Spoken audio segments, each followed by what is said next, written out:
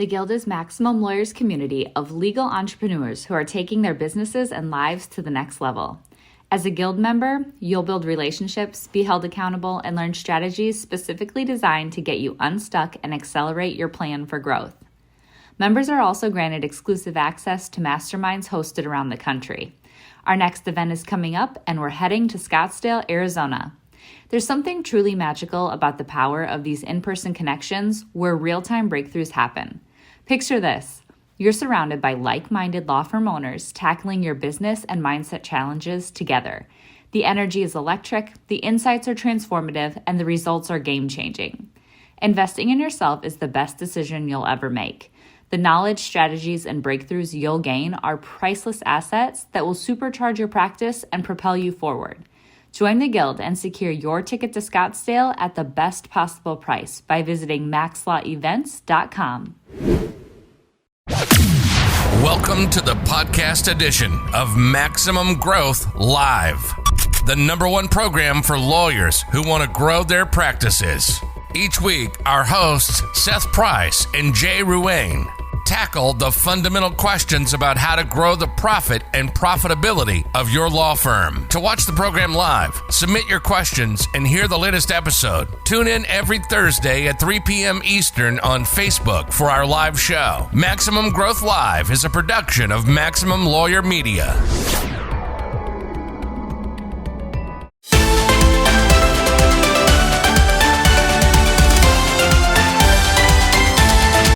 Hello, and welcome to another edition of Maximum Growth Live. I'm one of your hosts, Jay Ruane, the CEO of FirmFlex Social Media Marketing for Attorneys, as well as Ruane Attorneys Managing Partner. We are a criminal defense and civil rights law firm in Connecticut.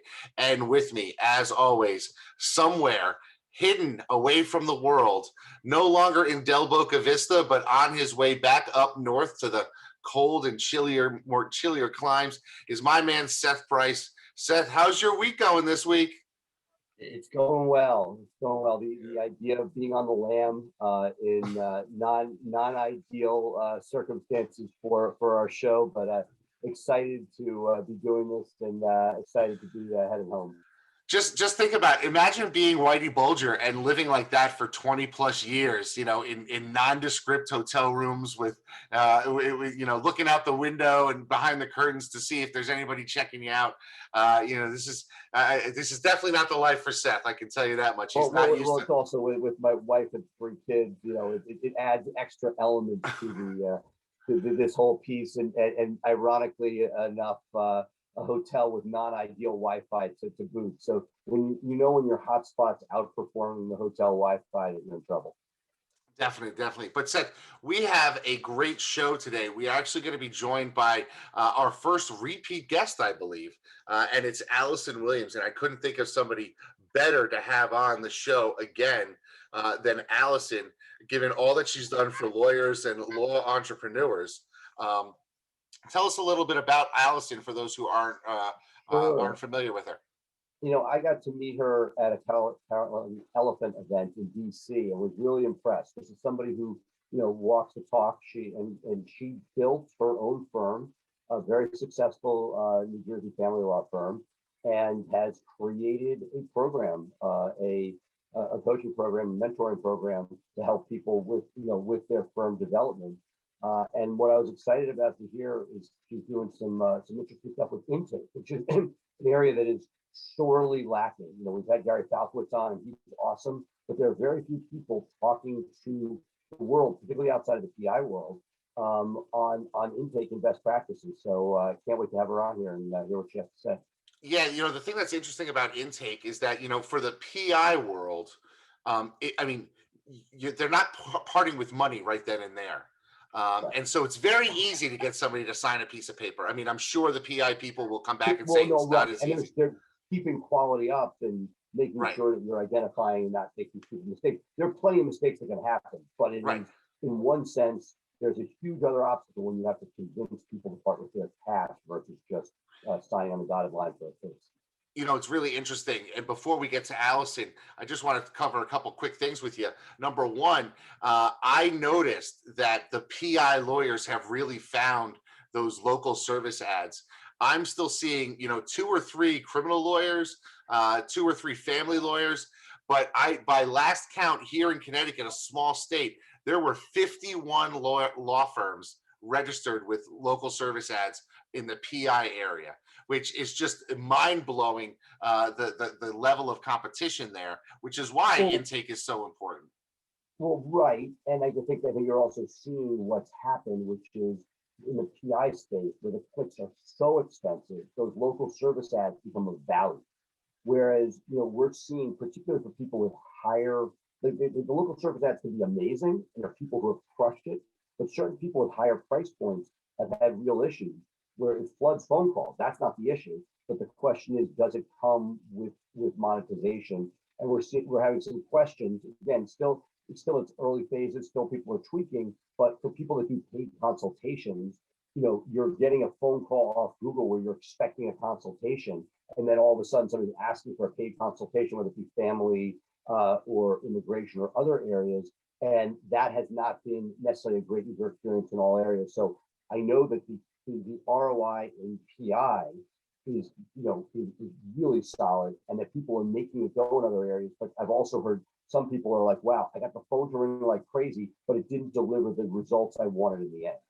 Yeah, it's really sort of interesting. And the other thing I wanted to follow up with you about is, I've been on this journey where I've been adding VAs. That's one of the reasons why we've been talking to so many people about the VA aspect over the last couple of weeks, and we'll talk about it with Allison in a short bit.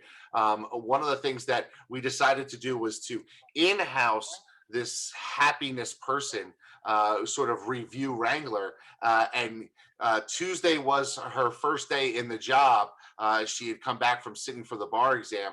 It was a law student that we had decided to keep around for a little while, and she delivered 3 new 5-star reviews in her second day of working, as that being her focus. So, obviously one day doesn't make an entire year, but I definitely think that there's value in having this position, just creating touch points with the clients and focusing on reviews as something that's going to be a thing to move the needle for us. No, I think that, look, especially if you're starting from flat-footed positioning, the question is, think of a salesperson. We had Rob Line on the other day.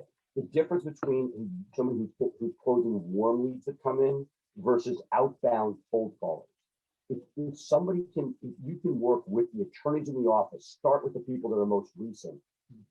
Basically, the data that you're giving that person is going to make or break them. If you're giving them great data and great touch points, and hopefully great work for people, it's going to make their job that much easier. And I feel you're going to look back and say, hey, 3 is a low number, and that you're going to start to get real volume over time. Yeah, and that's great. We're already, combined, we're already about 500 reviews. I'd love to see 1,000 total by the end of the year. And now I'm thinking that that's doable. But what we're going to do right now, folks, we're going to take a quick break. When we come back, we'll be joined by the law firm mentor, Allison Williams. Stay tuned. We'll be right back with more Maximum Growth Live. The lawyers who will succeed in the next decade are the ones who are focusing on building their brands where people meet. And there is no place better to build your brand than on social media. With the FirmFlex DIY social media plan, hundreds of lawyers like you are using social media to build their brand and become the one lawyer in their community that people know, like, and trust. By spending even just 5 minutes a day on social media marketing, you can engage with hundreds or thousands of people in your local community who will need your services. By cultivating a network of followers, you build a book of business that you can market to the next decade and beyond. If you are looking for a solution to help you jumpstart your social media marketing, look no further than the DIY plan at getfirmflex.com. The DIY was created by a small firm lawyer for people just like you, helping you connect with local people online and build your brand and engage people in the topics they want to talk about, all for under $100 a month. To find out more, visit getfirmflex.com. In this world today, if you want to grow your business, you want to grow your firm, you want to take on more cases and make a bigger impact, you have to have a digital blueprint. Statistically, throughout the time that we've been working with Blue Shark Digital, our law firm, the Atlanta Divorce Law Group, grew over 1,400%. Seth and his team have years of experience in this area. Blue Shark is truly a part of the firm, so I don't consider Blue Shark any different than the employees in my office.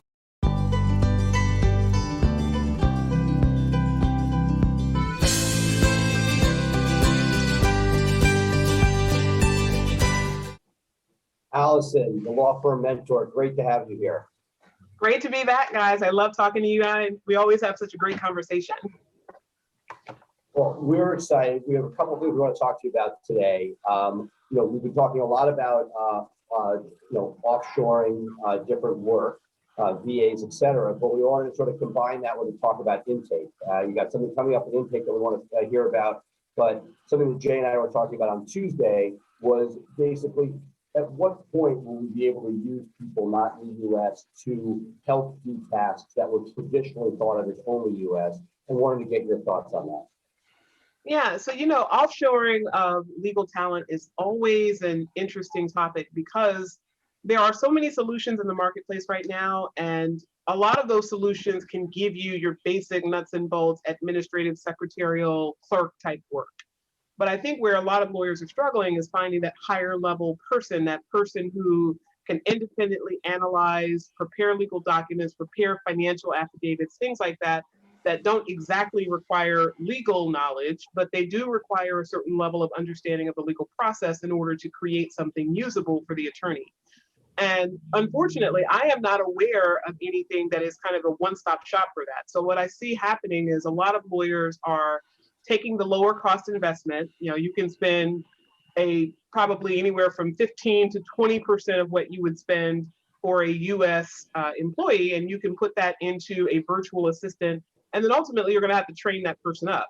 But there are some lawyers that are having effectiveness of really dialing in their systems so that when they add that person can come in, learn the systems and structure of legal process fast enough that it's economically viable to have them be in training mode for a long enough time that you can actually use them as a paralegal at some point. Allison, one of the things that Jay and I have talked about, Jay mentioned in a prior episode, is that it's great that we can find labor around the country, around the world for less, but there are a number of people that are just saying, hey, my budget is tight. I'm going to swap out somebody that I can get in the neighborhood for somebody in the Philippines. That's not always a great idea.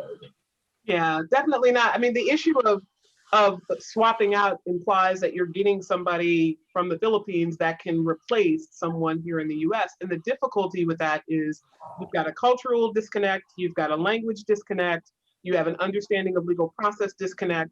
So even as you are training the person up, you have the added layer of being virtual. So a lot of people haven't learned how to systematize being in a state of persistent communication without being in chronic communication with a virtual person. So you have to work that in there.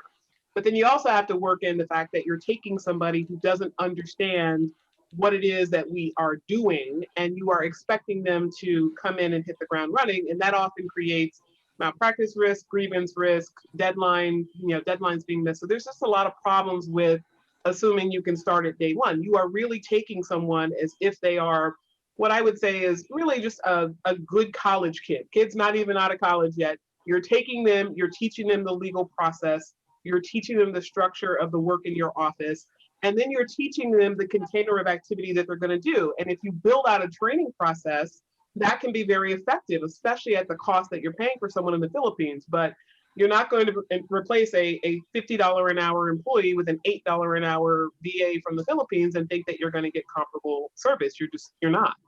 So how do you sort of mentor your coaching clients, the law firm mentor? How do you sort of help people navigate what is appropriate for using people from overseas and what is not? I mean, Jay's thing of all systems, is it all systems that allows you to sort of to determine if you can systematize it, you can go offshore, or what's your litmus test? Yeah, so what I always suggest is systems are kind of like my favorite thing in the world. They crush chaos in so many different ways. But with regard to a VA from another country, you're not just creating a system, you're also creating a culture for that person. And you're trying to embed them into your culture as you do so. So a lot of this is about getting your systems down on paper, right? So one of the little shortcuts I always tell people about is ARCH, ask, record, and transcribe. So every time that you do something, ask a staff person, how did you do this from soup to nuts? And just have them free verse that for you. Record them speaking that, and then transcribe it so that you have a ready-made something that you can give to a person that's step 1, step 2, step 3. Then when you add on the extra layer of dealing with someone from another country, you have to also add in the component of not just relaying the information, but making sure they understand it, making sure that they have a cultural sensitivity to what they're doing, having them do the task alongside someone who's trained in your office. And once you see that they have learned that task, add that to other tasks. So you have kind of an extra layer of training that you don't have with someone who understands the law here in the US. You have that extra layer of, do you understand what we're talking about? And do you understand what we're talking about in the context of what we're trying to accomplish? And that's a process. It takes time to learn that, whether you're teaching someone with a law degree or you're teaching someone who just graduated from high school. Okay. Yeah, well, one of the things that I have seen is that a lot of lawyers view this idea of outsourcing their work as sort of, it's a magic wand and I can just pay an agency to place somebody for me and everything will get fixed and I don't have to worry about it. But I want to talk to you a little bit about systems because you love them, I love them, and really talk about how we can develop these systems for people who are not necessarily built into, growing up in the American way of life. I mean, one of the things that we had a challenge of recently for one of our VAs was a client had called in saying, hey, I'm around the corner from the office. Which door do I go in? And this gentleman, who's a phenomenal intake guy based in Honduras, froze because he's never been to our building, has no idea what it looks like. So immediately we passed it off. Somebody else jumped on the phone, dealt with that problem. But then we immediately did a Google tour, a Street View tour, and added that to our training program so people have a better understanding and a resource to go to since they're not walking through that door every day. Yeah, Jay, it's funny because we talked about this offline, and I described how with Delta, when they first took their call center overseas, it was like, oh my God, I'm getting somebody in the Philippines, there's no way. And what I noticed, I think the Indian call centers got so good that they could tell you, hey, what's inside of security, what's outside of security. If you were like, it got to the point where it really replaced, you didn't feel you were being punished by speaking to somebody overseas. You were getting as much or more value because they were following the systems that have been created to allow somebody to do that. Allison, your thoughts? Well, yeah. Let me just finish up with the question I have for you is, as someone who helps to mentor lawyers in this situation, do you think it is a smart idea or a wise idea, I guess, a business forward idea to say, you know what, maybe outsourcing isn't the right thing for me to do at this point, and maybe I need to invest in an American-based and even a locally based assistant, because I don't have, if I'm in rapid growth mode and I'm working a ton of files and my marketing's clicked in, that type of thing, maybe I don't have the time to build those systems and do that training that's necessary. So there has to be sort of a balancing test. And where do you think that test comes in as you mentor other lawyers in growing their firm? Yeah, Jay, so I just want to harken back to what you just said, which was, I think, brilliant, which is, okay, we hit a snag when the person didn't know how to tell our client where to go, and we came up with a system for that. And that's what I tell lawyers, and I teach this in Systematize Your Law Business. I'm going to teach it in a masterclass I have starting next week. It's really about the idea that we're not ever going to be able to create perfection and then import people into our perfection. And lawyers want to do that. We want to build out the infrastructure and have the leather-bound, embossed, engraved, beautiful handbook that we can hand over with all of the systems and say, here, now I don't have to think about you. I don't have to communicate with you. I can go do my thing. You'll be perfect and everything will work out. And that is not business. Business is chronically evolving, and you have to adapt the mindset that says, I have to create a system that allows for the system not to work so that I can constantly iterate and evolve the system into something that grows my business and gives the highest quality of service for my clients. That is always what you are creating when you're creating a system. It's never a one and done. So to answer Seth's point, what do you do with that, this idea of like, we've got to create something for our processes? Jay, your thought on that is exactly what I say, which is, you need to start with somebody who knows what they're doing. So the first hire that I recommend for anyone in any area, do not hire a starter-upper, do not hire a fixer-upper, don't fix a flat your employee. You have to hire somebody who you can say, here's the crap of the role, go figure it out, go create the systems, you do your secretarial thing, you do your paralegal thing, you do your associate thing to a certain degree, right? You don't want to, like, there's an ethics requirement that we have for supervising attorneys, but you don't want to hire people that don't know anything or that have limited scope, and then you have to spend your time learning their job to teach them their job so you can get back to your job. Like, that's part of the reason why lawyers don't grow. Like, it's so frustrating and it takes so much time and money to dump into a person who doesn't know what they're doing that we say, it is easier for me to do it myself. And in that scenario, you're right. But if you hire someone further up the food chain, you get more bang for your buck initially, because initially the person brings systems, knowledge, structure, experience. Then that person can take the $8 an hour VA from the Philippines and marry their skill and knowledge with that person's drive, dedication, hard work, capabilities, etc. And I will say this, I have done this routinely in my own business. So I very much practice what I preach. I have a VA from the Philippines, and she works, and she's an assistant to my VA that's here based in Oklahoma. And the beautiful thing about that is the person who's from the Philippines has the work ethic and the right attitude and the desire to learn and the ability to integrate information. And she'll hop on a phone call and research solutions as much as she can. And then when she hits a snag, she comes over here. Well, if I'm spending $8 an hour for this person, she can spend 3 hours trying to figure something out. And that's perfectly fine, because that's still less expensive than if I were to pay somebody $40 an hour to go from jump here in the US. But I would never hand over my business or integral functions to someone who doesn't have the wherewithal or knowledge and expect that they're going to be able to hit the ground running.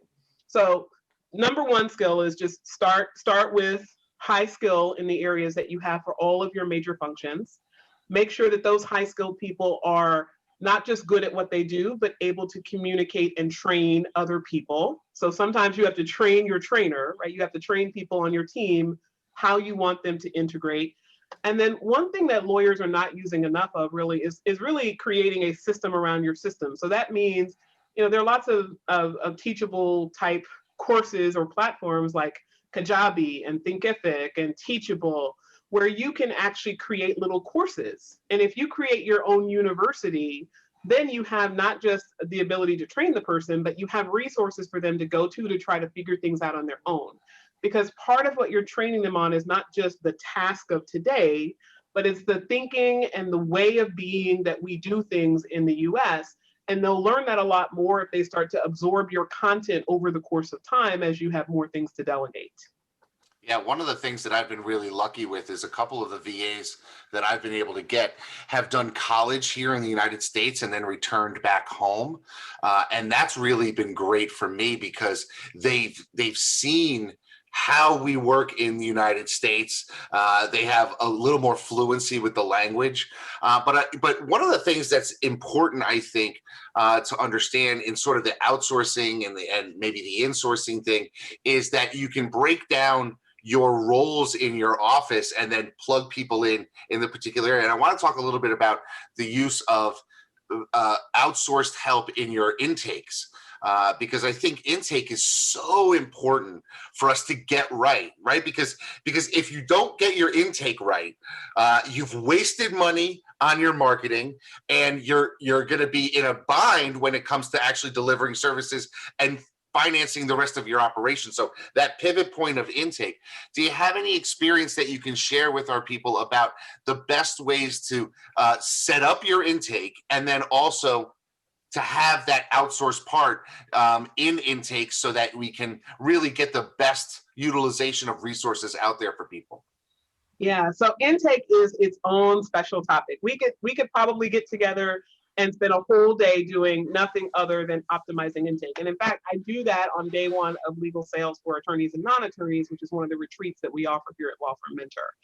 The one thing that I would give to people about intake right now is that you have to not just have the right person in intake, but you have to have the right system that tracks not only how people get to you, but that also tracks what is effective in your communication with people on the phones. And a lot of people just kind of want like the magic stop, the one-stop shop, but it's very much about A/B testing and iterating and seeing what works for you. So a lot of lawyers, they get on the phone and they just kind of tell a staff person here, just answer the phones. If somebody wants an appointment, get their name, their email, their telephone number, the gist of the case, and then schedule them. The problem with that is very transactional, and that presupposes that a person is going to buy what you are selling in the intake process. And yes, the intake process is a sales process. You are selling the consultation. Whether you're selling it for free or you're selling it for some dollar amount, you are still selling the person on the idea that you are the entity that they should work with, that they should schedule time out of their life to meet with. So you have to approach that conversation as a sales process. You have to structure it in the way of asking more questions than telling information. You have to seed in the qualifications and value of your business as you are communicating about scheduling the consultation. You have to find that urgency point for the person who's on the phone. Like, what is it about this problem that caused you to stop your life, get on the internet, find my business, call my office, and schedule an appointment? What is that you're looking to achieve by coming in, and how ultimately is your life going to be better by that? And then once you find that urgency point, you're going to offer the solution that meets them at that urgency point. All of that sounds very complex. It is not complex if you have a process for doing it. But most people don't have a process for doing it. They just tell their person here, get the data on the person, tell them about our system, charge them a fee, and get them booked. And it's a low enough fee for a lot of people that works, but it is still a sales process. So you have to approach it that way. And then you have to train your people on intake. And I walk through when ironically, we're going to be doing this on a webinar next week. So I got a lot of things going on next week. But one of the things that we're going to actually be talking about is how to train your intake person on not just what to say, but pacing and communication in the process. So how do you listen actively for changes in tone, changes in pitch, changes in verbal stance? Is the person all of a sudden becoming more quiet or more energized around a topic? What are you listening for? And once you learn how to listen actively, how do you work into your discussion with the person on the phone the different things that you need to about your firm so that they're sold on you before you say anything about scheduling an appointment? All of that is a process. And then once you have that process created and documented, you then have to train your person on that process, which means in states where you're allowed to, recording the communication so you can hear how they relate to people, being able to walk them through that process, i.e. having heard your recording, where did you go right? Where did you go wrong? Where do we need to improve? What's working well? What should we change universally in our system? What do we need to A/B test here?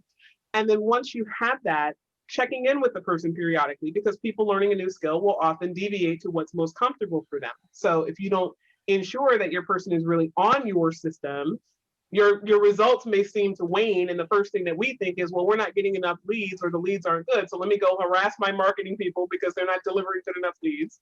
Or let me, change out my intake person because they're not doing it effectively on the phone, without really giving them an opportunity to improve their process because you're not checking in with them on how they're executing it.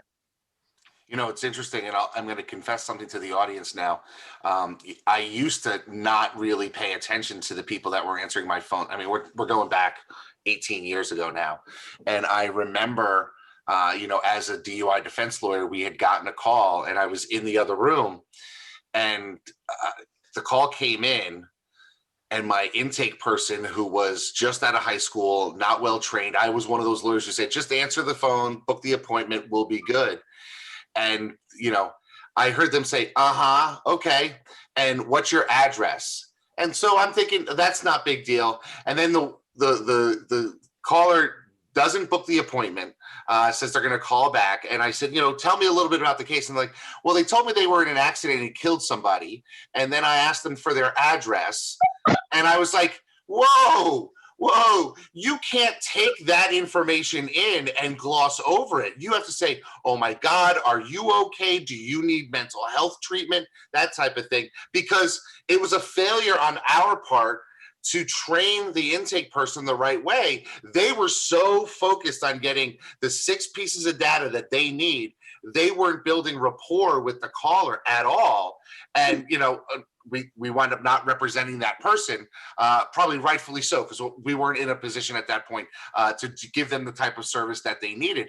But that's, those are the types of things that you need to have active listeners talk on your phone and picking up those clues from the callers so that you can build that rapport, establish those bona fides, establish that relationship so that you can do it. Seth, are you back with us to be able to pipe in here?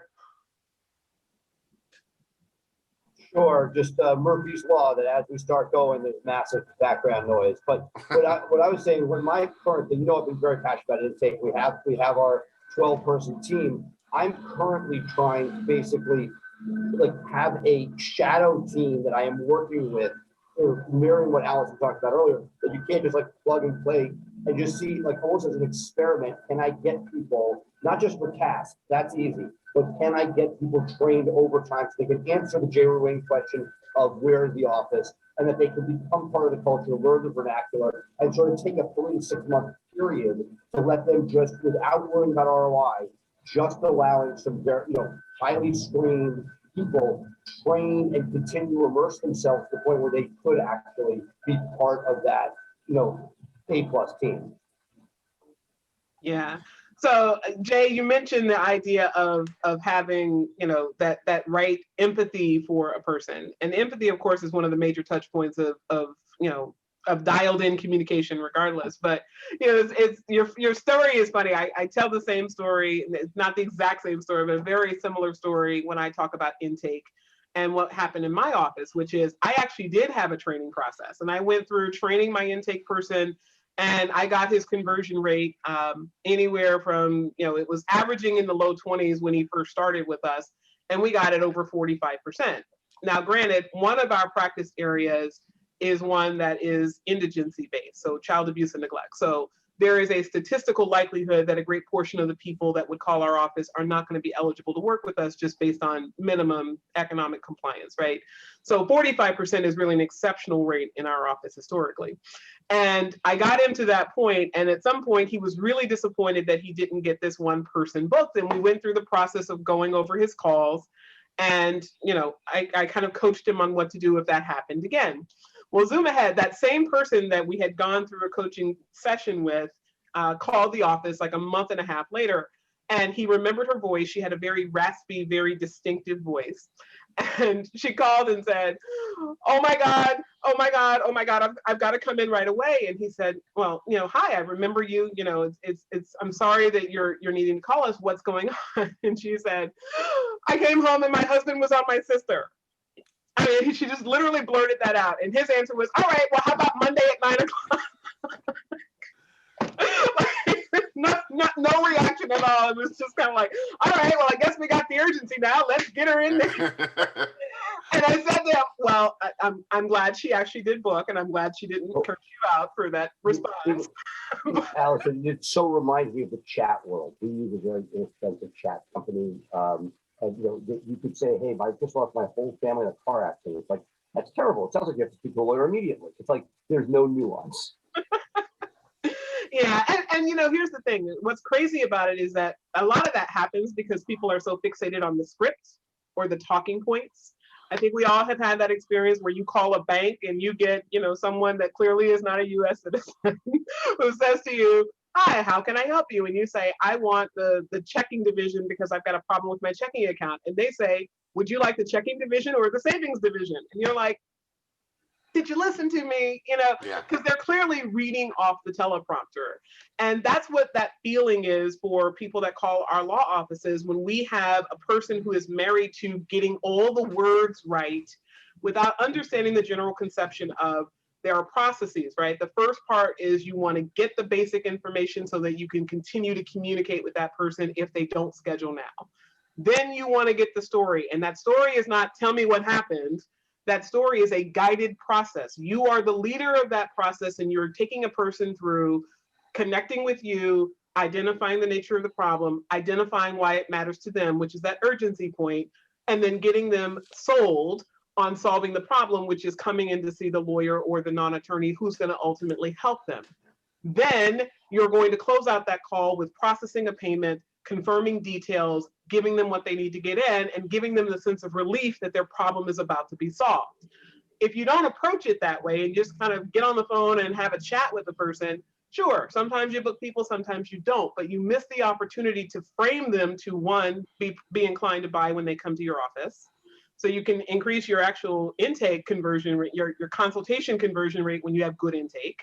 But you're also framing the relationship, right? If you have a client or a prospect who calls your office and just kind of runs roughshod over your intake person, what do you think they're going to do when they come into the office and meet with you and you're trying to set the frame for them? Or when they start working with your lawyers and the lawyer is trying to tell them legal advice, this is what you need to do, and the answer ultimately stops at that point.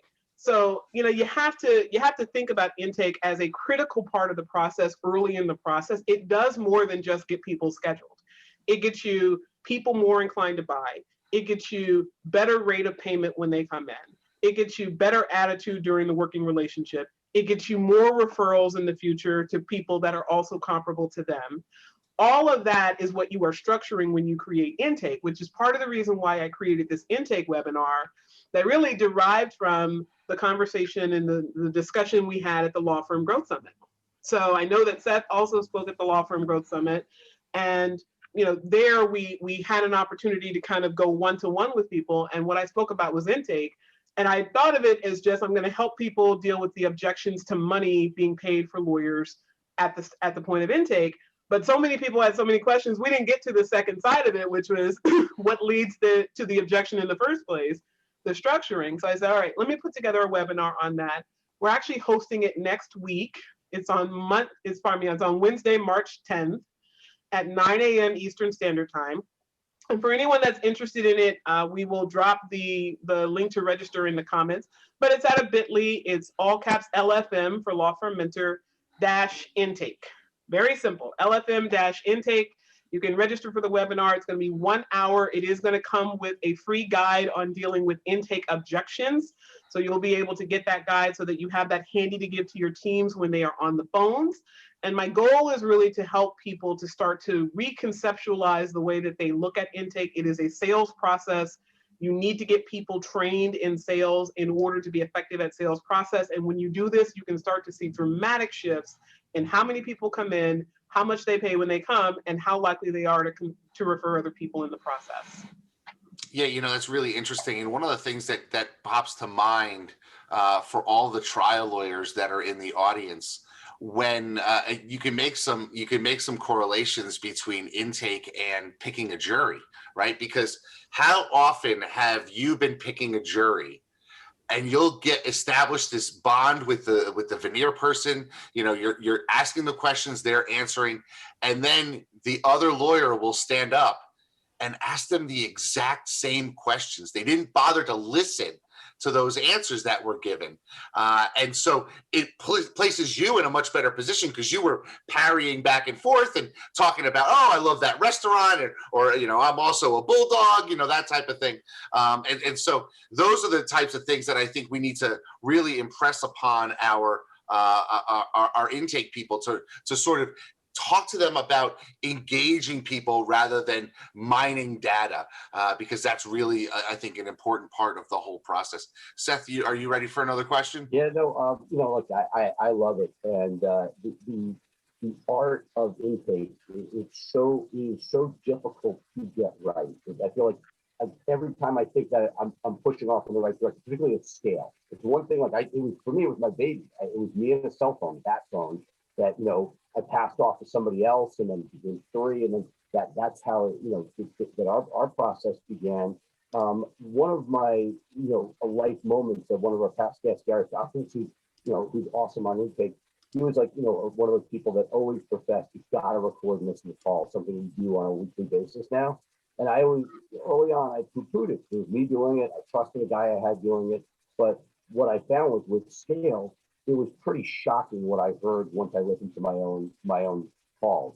And, there was, again, a woman who did a Jay Ruane type situation where somebody had an awful situation. They're going, So listening to it from the firm sides, walking around the office as if you were just doing a lap, sounded great. And then you heard this and we had to fire somebody. So I feel that it is a combination of, putting your team in place, training them, but it is a continual process, not a set it and forget it by any means. Yeah, it sounds to me like it's just something that you have to be paying attention to, and so many lawyers, I think, especially entrepreneurial lawyers, we are drawn to, I wouldn't call it the shiny things, but we're constantly in growth mode, so we're ready to tackle the next problem, maybe even before we've solved the problem we're dealing with now. We get to like 50% of a resolution, and we're like, okay, that's good. Let me go to the next thing. Maybe there's some ADD in all of us, or just, a desire to keep moving forward. It's interesting. I was having a conversation with a colleague of ours, and the conversation basically led to so many lawyers don't focus on their business, because since they've never focused on their business, cases come to them sort of magically. They don't really have a marketing plan. And so they show up at the office having no idea if the phone is going to ring that day. And when it does, it's magic. And let's jump on this magical opportunity.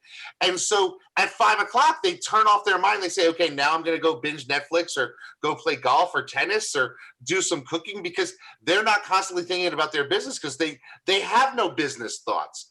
But for us, who are such entrepreneurial minded, we know the more work we put in, the better results we're going to get. But I think one of the hardest things to learn, Allison, and I'd love your input on this, is making sure you actually finish a project before you get to the next one.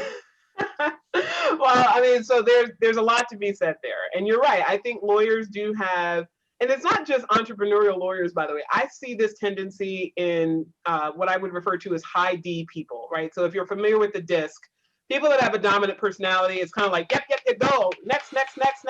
And they're moving on before they complete the project. And so part of knowing yourself and the beauty of building a business is when you add other people, you can add people who have strengths in the areas where you don't. So if you're not a systems person, you don't get to eliminate that from your role as the CEO and owner of a business, but you certainly can outsource parts of it, right? So someone has to be invested in getting to the right solution, whether it's you or someone else. And while you are working on yourself to improve in that area, your business can still grow. So all of those lawyers out there that are like, oh, I just sit back and the phone rings and whatever, I don't really believe that. What I believe is happening is that they're just unconscious, right? They're an unconscious competent. They don't recognize what they're doing. They are doing something to have that happen. They just don't realize what it is. So it could be that they are very personable and outgoing and connecting with people and naturally networking when they're at the courthouse. Or it could be that they are instinctually speaking in different locations. People will ask them to teach a CLE. They say, great, I'm serving the bar. And what they're really doing is marketing themselves in the process. And they don't know it, right? So what ends up happening is, yeah, that's fine when it's a team of one. It's you and maybe a VA or even a full-time secretary. But when you want to get to a place where you don't have the stress of will the phone ring, and you want to have the consistency that comes through working with someone like Jay's company to generate leads, or even you, Seth, to get your SEO coming so that you're constantly filling the funnel, and you have your choice of who you want to work with, and you can charge them what you want to charge them. When you know that there's a consistency and a reliability to what's coming in because you have it systematized, then you don't have that stress of, oh my God, something has happened and I don't know what to do.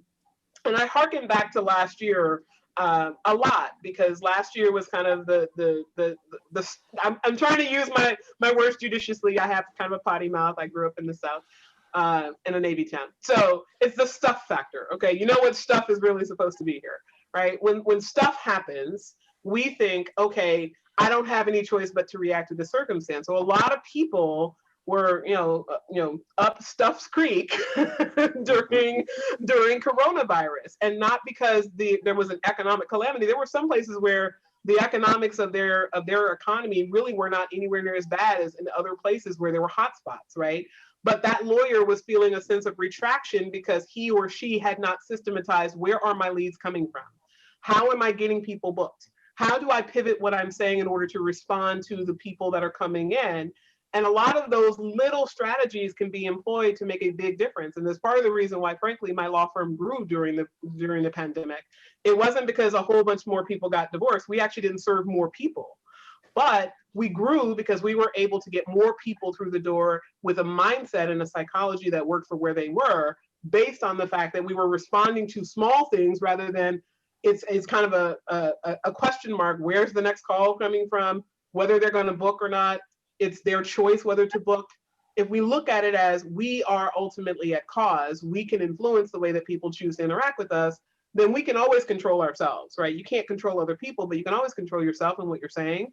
And that then gets people in the door and gets them there faster at a higher price point. So yes, there was an economic consequence. We all had to deal with what actually happened. And to some degree, we're still dealing with it. I think I watched a Amex webinar or an Inc. 5000 webinar, I can't remember which, where they were projecting that the recovery from coronavirus is for the US going to be somewhere in the middle of 2022.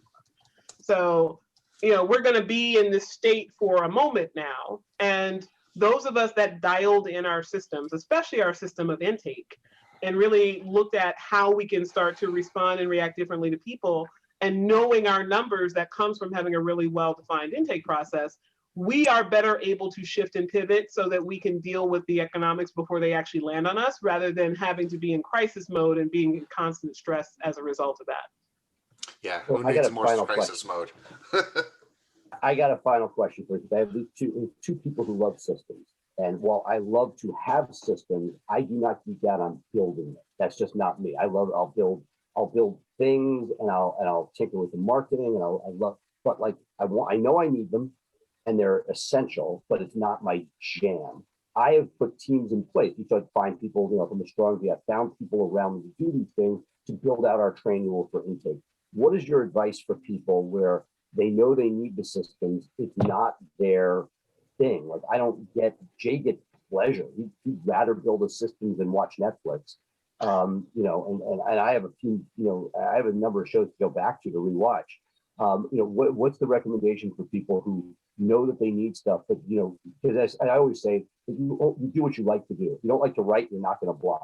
You hate being on video, you're not going to make videos. So what tools, tricks, techniques have you found for people who are not systems creators to get systems and put them in place that the firm does run on systems? Yeah, so we kind of touched upon it in a couple of different areas, Seth. It really is about getting yourself to the top of the heap as fast as you can, which means if you are a solopreneur, from the very first moment that you are in business, you have to get enough revenue in your business, and you have to hire exceptional at the start. And that hiring exceptional means hiring people that have the skills for necessary activity that you don't have. So if I'm not the system sneaker, I'm not the person who's going to geek out on this stuff, I know I need it, I know it needs to be built, it's not going to be me, then hire somebody who's going to do that, right? Hire somebody who's going to do that. And what you're always looking for is you're always looking to expand value so you can expand revenue. That does not mean charging the most in the market. That does not mean being able to constantly sell people. It means being able to expand so that the person with the most qualifications and the least cost to the business is doing the work. And that principle applies whether you are looking to optimize a system, whether you're looking to add better people to your business, whether you're looking to sell more. You are always looking to have the most done by the least activity, the most value by the least cost. And that is how you expand profit. And the more profit you have, the more you can put into adding more people who can build more systems, who can do more work that you don't want to do. Well, Allison, this has been awesome. Tremendous value. Can't wait to hear your webinar. Allison Williams, your law firm mentor, friend, and just an inspiration. You've done a great job building your firm and now a coaching program. And thank you so much for your time today. Yeah, Allison, why don't you, before you go, give everybody just a brief overview of what you've got coming up with your masterclass and everything, just so that they can have that information at the end of this show if they need to come back to it. Yeah, so thank you for asking about that. So the masterclass I created is completely free, and the whole idea of it is for people to learn systems thinking. So we're actually going to take you through a step-by-step process on how to build a system in a law firm, how to do it fast and easy, and how to do it in a way that creates more money and time contemporaneously. So that's the real key. A lot of people think, okay, I'm either putting in my money so I can buy back my time, or I'm putting in my time so I can generate more money. And there's always an element of that in business to a certain degree. But as a sole owner of a business, and even small law firms, where you really should be focusing is how do I get the most time and money at the same time out of what I'm doing? And the way to do that is to build out systems in a way that you are able to expand the pie without adding more time. You're able to take things off of your plate without having them be either neglectful, in which case you're going to put risk in your business, or they're going to land on somebody who's not qualified, in which case you're going to end up taking it back in frustration. So this is the goal, is to really create a systems culture in your business. It's a step-by-step, day-by-day process. We're going to be live for a period of 9 days. 9 days. 12 o'clock p.m. Eastern Standard Time every day, and we will be having replays at 6 p.m.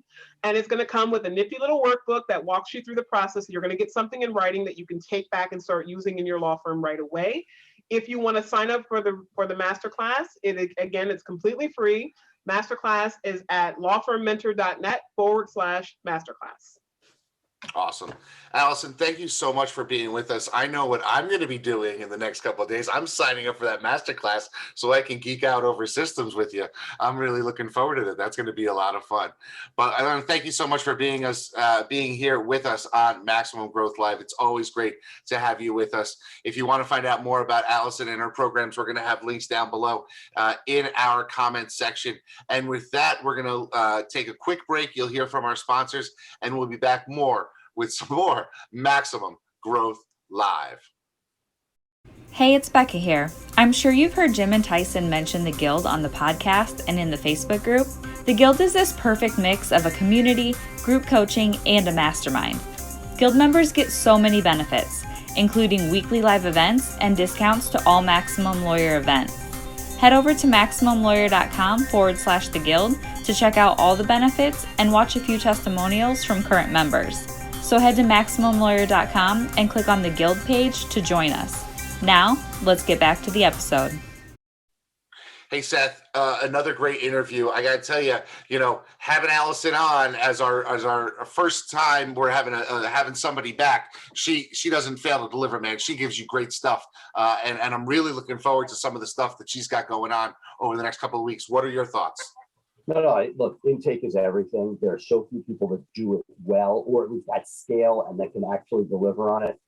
So this is something that is so sorely needed. And I got to tell you, even for myself, it's whack-a-mole. And, there are moments where I know that I have issues with intake and I'm fixing it. And then once it's there, you're like, okay, well, I can leave that alone and I can go on to everything else. And the truth is, it is a constant work in progress. I don't know anybody. You go to the largest firms, you go to the guys with 100-person intake centers. They're kidding themselves if you set it and forget it. It's a constant evolution of tweaking and pushing and turning. And so, again, for those of people with much smaller operations, it's no different. If you set it and forget it, you will be disappointed in the end, present company included. And, what a great opportunity to sort of sit, think, and get some systems and best practices to put in place. Absolutely. Absolutely. Okay, folks, that's going to do it for us this week on Maximum Growth Live. Of course, you can always catch this show live here on our Facebook page every Thursday at 3 p.m. Eastern, 12 p.m. Pacific. But you can catch all of our back shows here on our page. We are also syndicated through Maximum Lawyer and the Maximum Lawyer podcast, as well as our own standalone podcast, wherever you get your podcast, be it Google, Apple, Spotify, Pandora, wherever you get your podcast, you will find us there. But for that, folks, we're going to sign off now. Thank you so much for being with us. He is Seth Price. I'm not sure where you're going to be on the recording, Seth, so I'm going I look like a person who's doing the Flossie or one of those kid dances. But for now, we're going to sign off. He is Seth Price, CEO of Blue Shark Digital, your SEO for law firms, as well as Price Benowitz, your DC, Maryland, Virginia, and South Carolina law firms. And I am Jay Ruane, CEO of FirmFlex, your social media marketing agency for lawyers. We are combined to be Maximum Growth Live. Bye for now. Thank you so much for being with us. Have a great week, and we'll see you next week on another edition of Maximum Growth Live. Thank you for listening to Maximum Growth Live. Please remember to subscribe to our podcast for the latest episodes and tune in live on Facebook every Thursday for our live show. For more information, visit Maximum Growth Live on Facebook or MaximumLawyer.com, and be sure to share us with your friends.